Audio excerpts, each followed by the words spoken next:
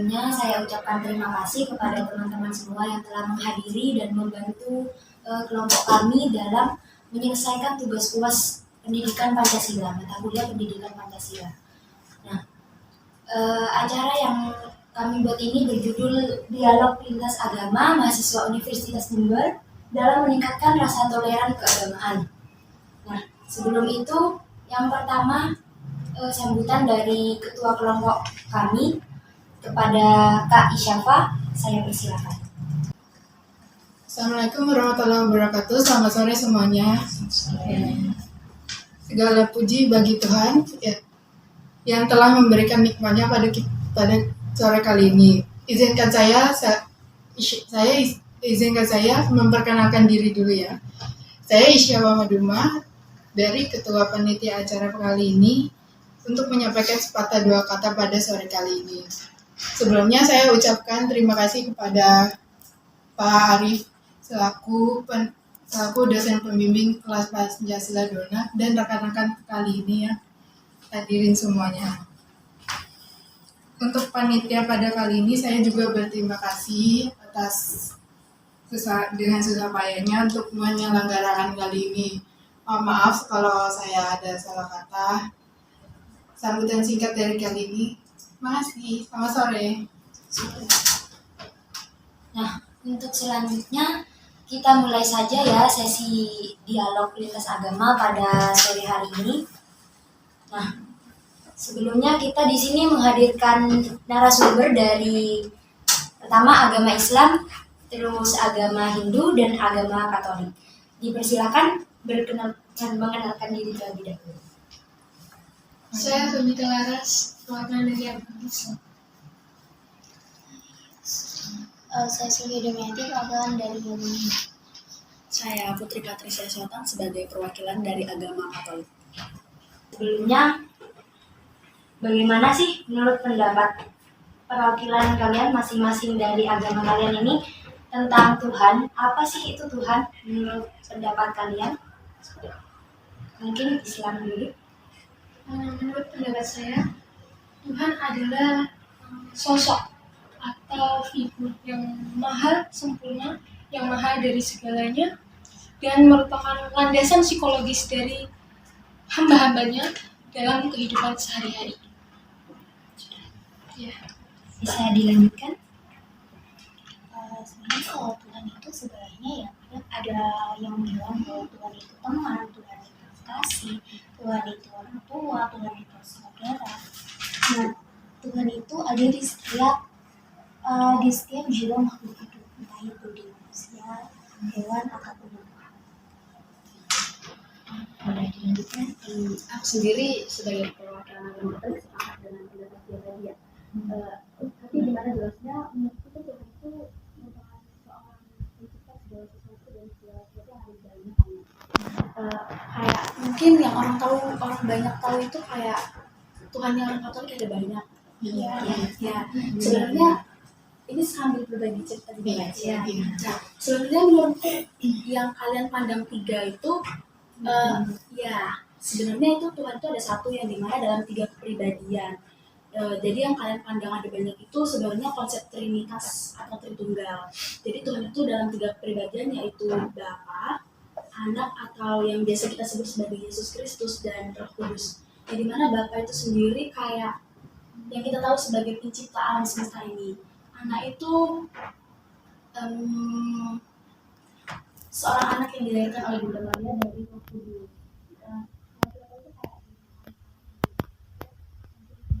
Untuk menyelamatkan manusia.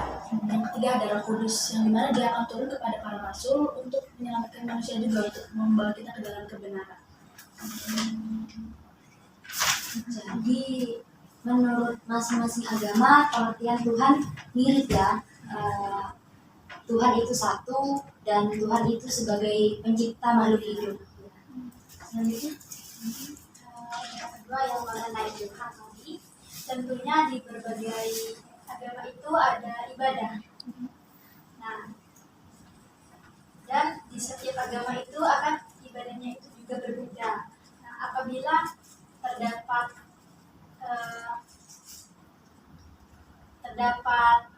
makhluk yang tidak melaksanakan ibadah tersebut, apakah bisa dibilang orang tersebut akan seperti Islam, bisa dibilang mendapatkan dosa atau tidak? Menurut kalian gimana? Jadi kalau ibadah itu bagaimana cara kita untuk mendapatkan diri kepada Tuhan. Nah, ibadah itu tergantung dari aliran kepercayaan kita masing-masing kan ya. Nah, terus kalau tidak ibadah mendapatkan dosa, nah itu kembali lagi kita ibadah tujuannya apa, dan ibadah itu wajib atau tidak. Kan kalau sudah wajib berarti kita harus melaksanakan, tapi tentunya di samping itu kayak ada peraturan seperti contohnya ketika kita sedang kotor atau sedang ada di mendapatkan pengumuman itu seperti libur dulu kan. Terus kadang tuh kalau di Hindu ya maaf kalau sebelumnya tuh pasti kita di waktu masuk kelas suci ada aturannya itu keakhiran berpakaian gitu. Terus waktu kondisi tertentu di Hindu ada namanya yang Shubhaka, yang artinya tuh masih nggak boleh masuk rumah karena sedang seperti menstruasi atau menyusui, dan itu takutnya nanti aku mau kayak itu suci tersebut. Jadi kalau di agama kami itu sama ya dengan Islam. Kalau lagi menstruasi itu nggak boleh. Ya fokusnya itu nggak boleh ya, tidak boleh memasuki di mandala utama, di tempat utama buat sembahyang. Kalau hadir itu bisa. Kalau hanya hadir Depannya gitu ya. Pasti kalau hadir waktu kayak buat persembahannya gitu ya itu boleh. Tapi kadang juga ada kalau di tempat utamanya itu buat sembahyang. Jadi ada batasan kesucian. Iya.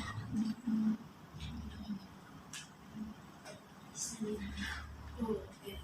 Aku baru tahu sih kalau Hindu sama kayak Islam, kalau misalnya halaman nggak boleh ibadah. Setelah aku di agamaku nggak apa-apa sih, tetap nggak apa-apa.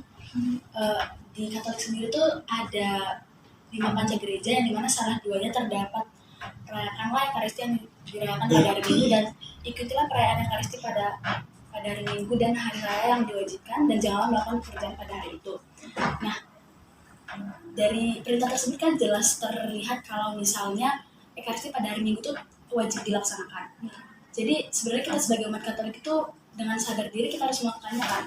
Tapi kalau misalnya kita tidak melakukannya berarti kan kita tidak menghargai perintah gereja. Tapi kalau misalnya kita tidak menghargai perintah gereja tersebut, tidak otomatis kita melakukan dosa. Jadi sebenarnya setahu kalau misalnya kita tidak mengikuti Ekaristi pada hari Minggu, misalnya salah satu dari 1 bulan salah satu minggunya nggak ikut ya. Jadi kalau misalnya kita nggak ikut salah satunya itu nggak otomatis kita berarti berdosa, walaupun kita tidak ada alasan tertentu untuk tidak melakukan ibadah tersebut. Jadi setahu nggak ada dosanya sih. larangannya. Iya nggak ada sih. Untuk Islam sendiri Untuk Islam pasti karena di Indonesia ini mayoritas agama Islam, jadi mungkin kalian semua nggak asing nih dengan bagaimana agama Islam ini melakukan ibadah. Nah, pastinya kalau agama Islam ini ketika tidak menjalankan apa yang diwajibkan oleh Tuhan dan melarang dan tidak sesuai dengan ajaran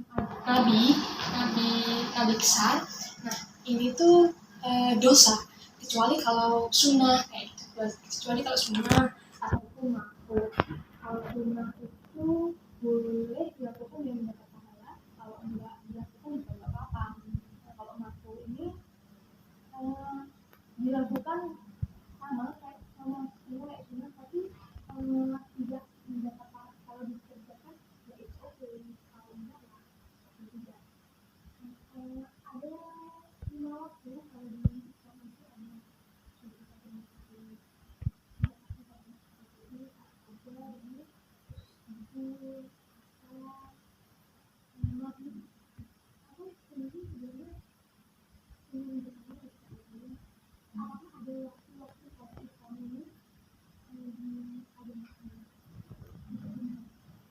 Bukan tidak boleh beribadah waktu di saat-saat tertentu atau di kondisi tertentu, tapi yang yang sebenarnya itu tidak boleh memasuki tempat suci di kondisi tertentu. Nah, kalau waktu kita di kondisi tertentu tersebut yang disebut neraka, itu tuh kita diwajibkan beribadah Kak, lebih mendekatkan diri namun dengan cara yang berbeda itu lebih doa gitu, tidak di tempat suci karena masih keadaan bebas.